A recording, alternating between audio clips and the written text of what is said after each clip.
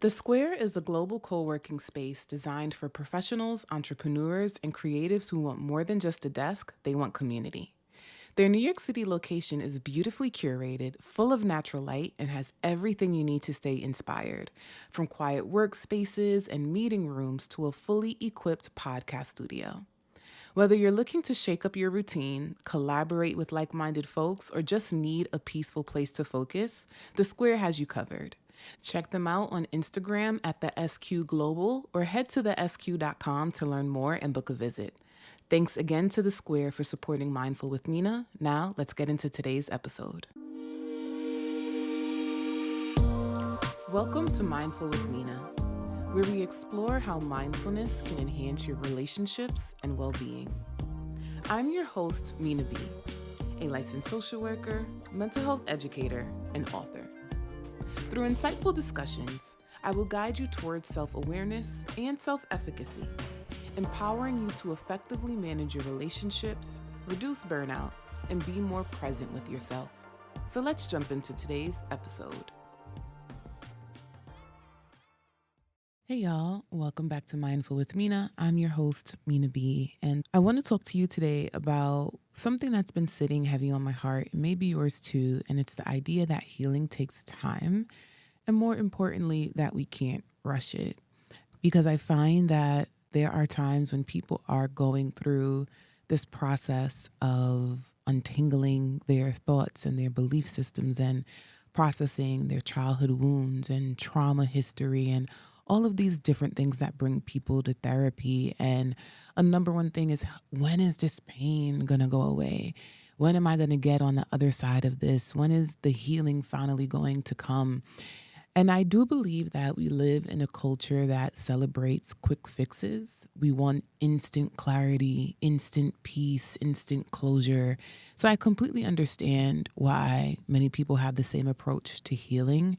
And it's also uncomfortable. So I get that. But the truth is, healing isn't linear and it isn't immediate. It's a process. It's one that's often uncomfortable, confusing, and deeply emotional. But that discomfort, that's part of the growth. I like to think of healing like strength training. So imagine being a runner. Your strength is in your endurance, your breath, your stride. You're used to the pavement beneath your feet, not heavy weights in your hands. And so imagine working with a coach. And that coach says to you one day, you need to start lifting 50-pound weights. You'd probably look at them like, did you forget that I said that I normally run? I do not lift weights at all. So you might feel hesitant starting at 50 pounds because you realistically understand you can't do it. You run, you do not lift weights. So when it comes to the process of learning how to be a weightlifter, you don't start by lifting 50-pound weights. You probably start at 8 pounds or maybe 10 pounds. Something that feels manageable, but still challenging. And after each weightlifting session, you're sore. Your muscles ache. That soreness, however, that's your body getting stronger. That's the micro tears repairing. That's the process. And healing is the same. When we start confronting our emotional pain, whether it's grief, trauma, a breakup, childhood wounds, we're doing a kind of internal weightlifting. We're moving muscles that maybe haven't been touched in years, and it's going to hurt, but it's also going to build strength. Soreness means something is shifting. And the reason why healing takes time is because it's not just about understanding what hurt us. It's about relearning how to feel safe, how to trust, how to soften. And that doesn't happen overnight. We are literally rewiring thought patterns, replacing survival strategies with sustainable habits. We are grieving old versions of ourselves and practicing new ways of being in the world. And according to neuroscience, the brain forms new neural pathways when we practice different responses to emotional triggers. But that kind of rewiring, it takes repetition, time, and patience to build the strength that you're aiming for. So if you're listening to this and wondering, why am I still in pain?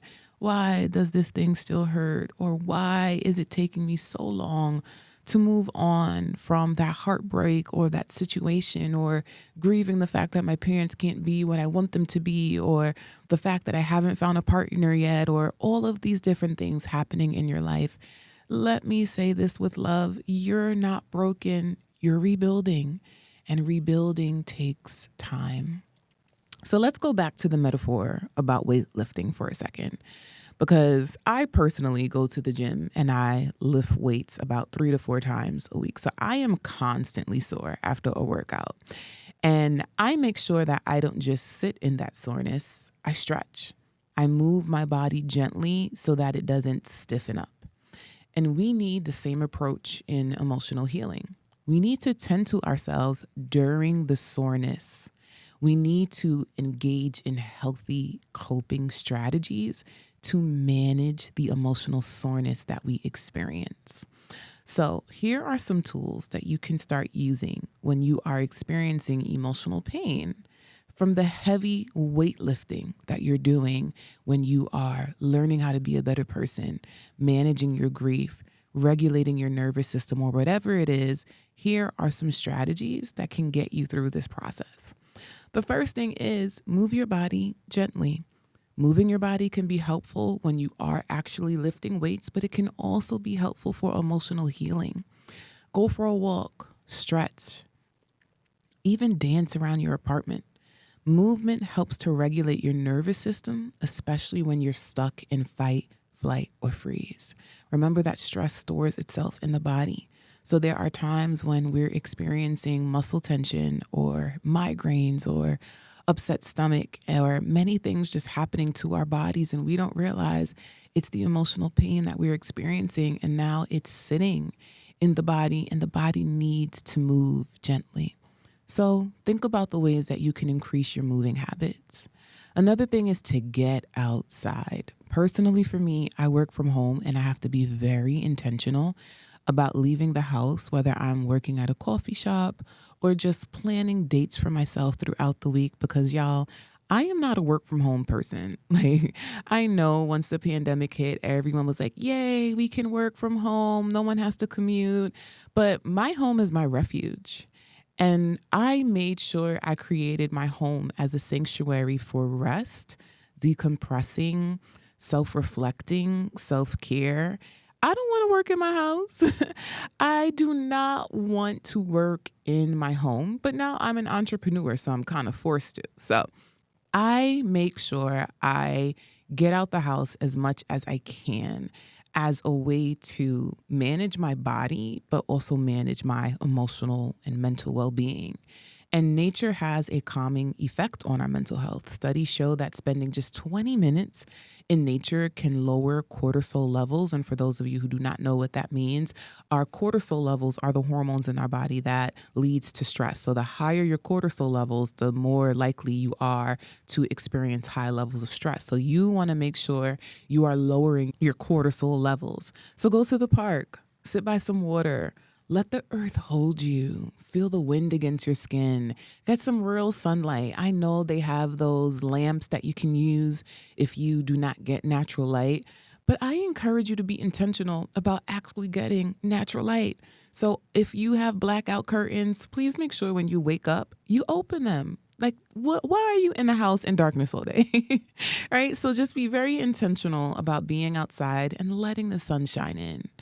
The next thing is to practice slow, deep breathing. I cannot tell you how beneficial it is to engage in breathing practices to regulate your nervous system. When your emotions are intense, your breath gets shallow. Slowing it down tells your body, hey, we're safe. And safety is key to healing. So you can do a quick breathing practice of inhaling through your nose for 4 seconds, hold for 4, exhale for 6, and repeat. You can do this daily. You can do it nightly. You can do it when you're driving and somebody pisses you off. You can do it while you're walking in the grocery store. You can do it while you're scrolling on your phone, doom scrolling, or online shopping. No matter where you go, you bring your body with you. So use the tools that your body has to help you be better. The next thing is to journal without judgment. I often hear people say things like, I don't want to journal because it brings up so much shame. And remember that it's really just you and your journal. No one else has access to it. And so be willing to write down what you're feeling. And it's not about solving it, it's about witnessing it. You don't have to make it make sense. Just let the words come out. Emotional release is part of the strength building. And if you do not want to write your words out, talk them out loud, record yourself, listen to yourself speak, play it back so that you can pick up on the discrepancy in your thinking and highlight the areas that you want to reframe. And sometimes, even if you don't record yourself, just talk, just say something. Stop being in your head all the time. The next thing you want to do is lean into connection. Healing doesn't mean you have to do it all alone.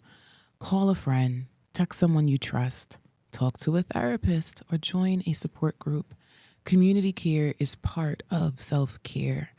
Make sure that you are engaging in collective healing as a part of your own internal individualistic healing, because we are biologically wired to be connected to other people, because early attachment shows us that there's so much safety and security in others. And despite the fact that there are people who have wounded you in life, there are also people in life who are actually safe for you and your mental well-being. Try to find those people and lean into them. The next thing I want you to do is learn how to rest without guilt, because sometimes the most healing thing you can do is nothing. Absolutely nothing.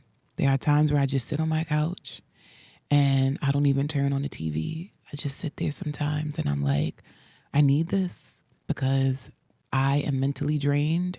I am physically drained. I am emotionally drained. And I just need a moment to myself. Rest is recovery. So don't confuse stillness with stagnation. Stillness is where your strength integrates. So I want you to remember that patience is an act of self-compassion. One of the hardest parts of healing is being patient with yourself. We want to feel better now. We want to stop crying, stop reacting, stop feeling stuck, stop grieving. But here's the thing. Patience is an act of self-compassion. It's you saying to yourself, I deserve the time it takes to get through this. What am I rushing for? What am I running toward? What do I think is on the other side of this? Right? Because sometimes we also think that when we experience hurt and hardship, that healing means that we're somehow going to magically forget what happened to us. You're not. I often think about it in the context of when I was a kid, I would fall and scrape myself up all the time. And there are some falls that I had that were really, really big falls. And as an adult, I can still look at my body and see some of the scars that I had from the wounds that were developed when I was a child, when I fell on the sidewalk that day, when I fell in the park that day, when I fell off the swing that day. There are still marks on my body. And even though that wound has healed, I still have moments throughout the day where sometimes I notice that scratch, I notice that scar, and I'm like, oh man, that happened to me when I was 10. And thank God. And I am so happy that this area of my body doesn't still hurt, but that mark is there. And I want you to remember that it takes time to get through the pain that you're processing, but healing doesn't mean that you're going to forget what happened to you. And so you wouldn't yell at your body for needing time to recover from a broken bone. So why do we shame ourselves for not being over emotional wounds yet? Think about that. Let yourself be in process. Let yourself be a work in progress. So as I wrap up, I want you to remember this. Healing is strength training for your mind, body, soul, and spirit. You might feel sore, but that's proof you're showing up for yourself. You're lifting something heavy. And over time, what once felt impossible will start to feel lighter. Don't rush it. Don't shame it. Let the healing unfold in its own time. And while you're at it, stretch, breathe, rest, go outside. Let yourself be held with the tools that keep you grounded. You are doing better than you think. So thank you for spending time with me today. If today's episode resonated with you, please share it with someone who might need a little reminder that their healing isn't always pretty, but it is powerful. And if you haven't already, please make sure to leave a review and a rating of this podcast wherever it is that you listen to your podcast. Also, make sure to buy my book, Owning Our Struggles, A Path to Healing and Finding Community in a Broken World, if you want to continue to learn about how to manage your healing process.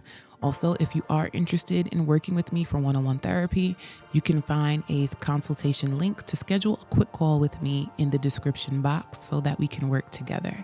So please let me know how parts of the show has helped you and held you through your healing journey, and make sure you are continuing to be patient, kind, and loving to yourself.